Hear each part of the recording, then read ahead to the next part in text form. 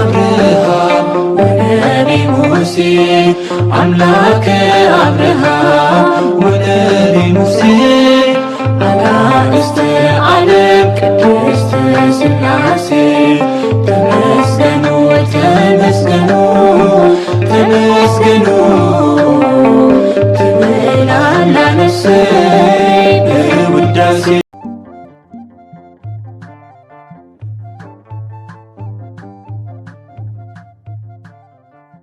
በስመ ሥላሴ በስመ አብ ወወልድ ወመንፈስ ቅዱስ አሐዱ አምላክ አሜን። ሰላም እግዚአብሔር አምላኽ ምስ ኩላትኩም ይኹን። ስድራ እግዚአብሔር አምላኽ ከመይ ሓደርኩም ከመይ ውዒልኩም? ኣነ እግዚአብሔር ይመስገን። ክብሪ ይስፋሕ መድኃኒ ዓለም ክርስቶስ ልዑል እግዚአብሔር አምላኽና ክሳብ ሰዓት እዚኣ እቲ ቀውሚ እስትንፋስ ዓዲሉ ብጸጋን ብጥዕናን ስለ ዝዓቀበናን ዘጽንሐናን ክብርን ምስጋናን ኣምልኮን ውዳሴን ንዘላለም ንዑ ይኹኖ። ከምኡውን ነታረረተ ሊና ቅድስተ ቅዱሳን ንጽህተ ንጽሃን ወላዲተ ኣምላኽ ወላዲተ ቃል ዝኾነት ቅድስቲ ኪዳነ ምሕረት ኣደይ ቅዱስ ወዳ ብዝሃባ ክብርን ምስጋናን ውዳሴን ይብጽሓያ።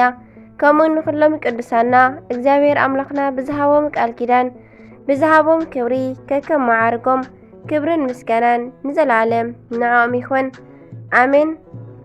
11 ሚያዝያ ናይ ዕለቱ ስንክሳር ድሰምዕ ዘንብብ ፍቕሪ ጎይታ ኣብ ልቡ ይዕንብብ ሓለዋን ጸሎትን ናይ ቅዱሳን ድማ ይረክብ።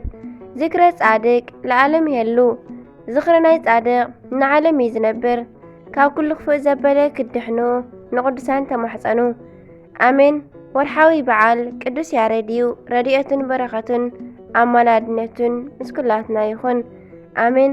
በስመ አብ ወወልድ ወመንፈስ ቅዱስ አሐዱ አምላክ አሜን። ቅድስቲ ታኦድራ 11 ሚያዝያ በዛ መዓልቲ እዚኣ ቅድስትን ንጽህትን እመምኔት ታኦድራ ኣዕረፈት። እዛ ቅድስቲ ድማ ካብ ወገን ዓበይቲ ዓድን ሰብ ሃፍትን ሃገረ እስክንድርያ እያ። ወለዳ ድማ ክርስቲያን እዮም። ከመርዕዋ ስለ ዝሓሰቡን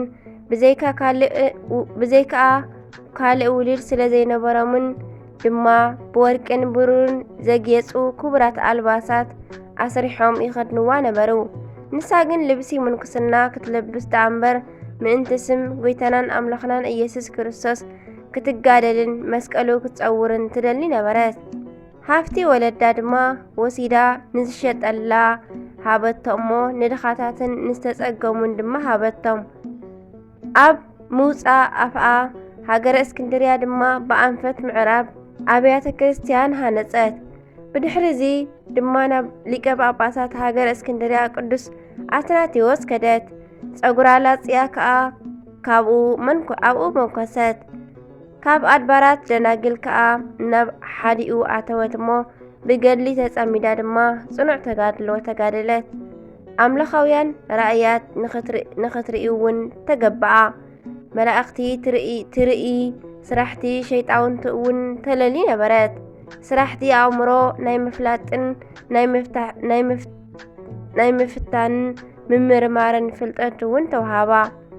ቅዱስ አትናቴዎስ ድማ በኣ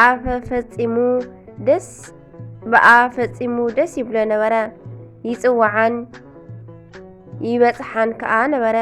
ንሱ እውን ንኽበጽሓ ይኸይድ ነበረ እሞ ሓሳባ ድማ ትገልጸሉ ነበረት። ንሱ እውን ናይ ጸላኢ ሰበቡን መጻወድያኡን የገንዝባ ነበረ እሞ ካብ መንበሩ ካብ እስክንድርያ ምስ ሰጎግዎ ድማ ብዙሓት ድርሳናት ጸሓፈላ።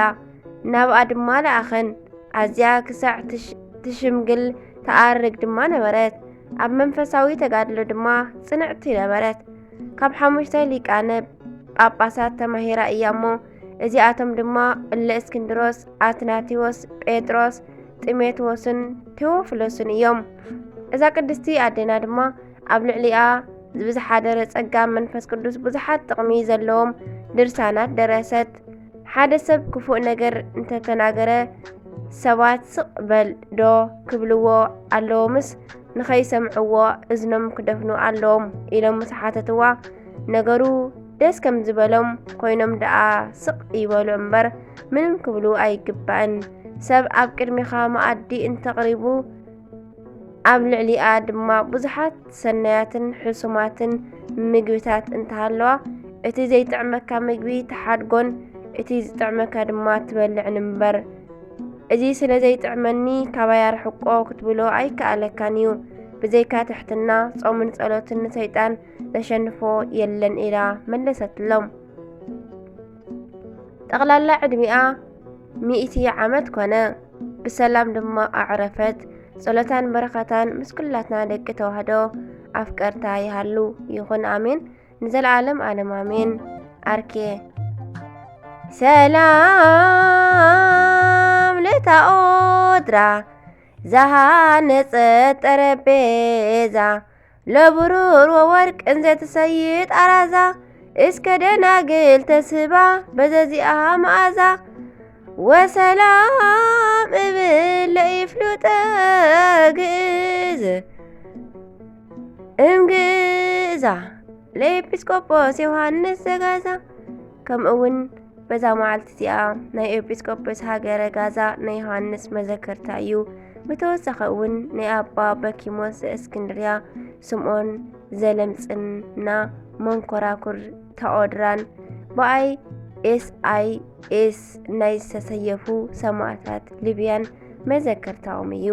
እግዚአብሔር ብጸሎቶም ይምሓረና ንዘለዓለም ዓለም ኣሜን። ንእግዚአብሔር ምስጋና ይኹኖ ንዓና እውን ብጸሎት እዞም ኩሎም ቅዱሳን ይምሓረና ንዘለዓለም ዓለም ኣሜን።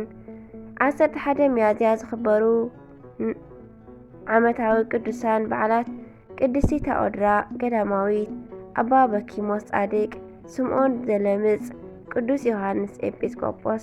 ወርሓዊ በዓላት ድማ ቅዱስ ያሬድ ካህን፣ ቅዱስ ገላውዴዎስ ሰማዕት፣ ቅዱስ ፋሲለደስ ሰማዕት፣ ብፁዓን ኢያቄምና ሐና፣ ኣቡነ ሃራ ድንግል ጻድቅ። ኣሜን። በረኻቶም ምሕደረና ዓመታውን ወርሓውን ተኸቢሮም ዝውዕሉ ቅዱሳንና በረኻቶም ምሕደረና ኣሜን። ስንክሳር ድሰምዕ ዘንብብ ፍቕሪ ጎይታ ኣብ ልቡ ይዕንብብ። ሓለዋን ጸሎትን ናይ ቅዱሳን ደማ ይረክብ። ዝወደቐ ዝነጠበ ቃል ኮነ ዜማ ፊደል በኣፈ ቅዱሳን ትጉሃን መላእክቲ ተኣርመሊ። ወስብሐት ለእግዚአብሔር ወለወላዲቱ ድንግል ወለመስቀሉ ክቡር። አሜን አሜን ለይኩን።